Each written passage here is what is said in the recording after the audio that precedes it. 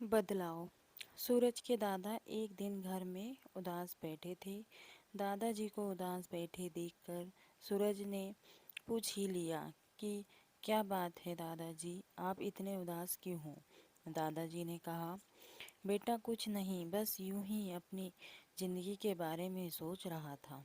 बच्चे ने कहा, दादाजी मुझे भी बताओ अपनी जिंदगी के बारे में।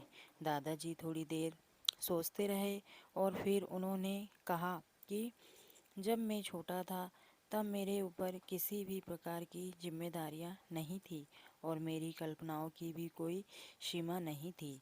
मैं तब दुनिया बदलने के बारे में सोच रहा था। जब मैं थोड़ा बड़ा हुआ तब मेरे में पहले से ज़्यादा बुद्धि बढ़ गई थी और इसके साथ ही मेरी सोच भी बदलने लगी थी।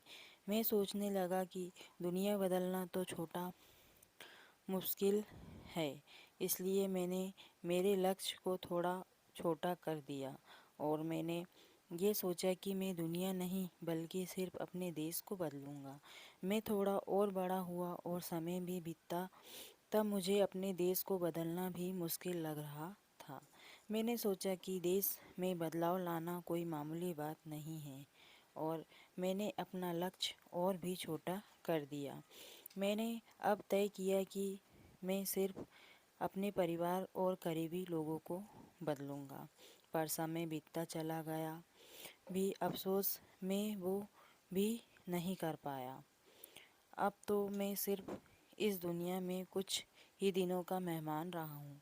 आज मुझे ये एहसास होता है कि अगर मैंने केवल खुद को बदलने का सोचा होता तो ऐसा ज़रूर कर पाता और शायद मुझे देखकर मेरा परिवार भी बदल जाता और उनसे प्रेरणा लेकर देश भी बदल जाता और तब शायद मैं इस दुनिया को भी बदल पाता।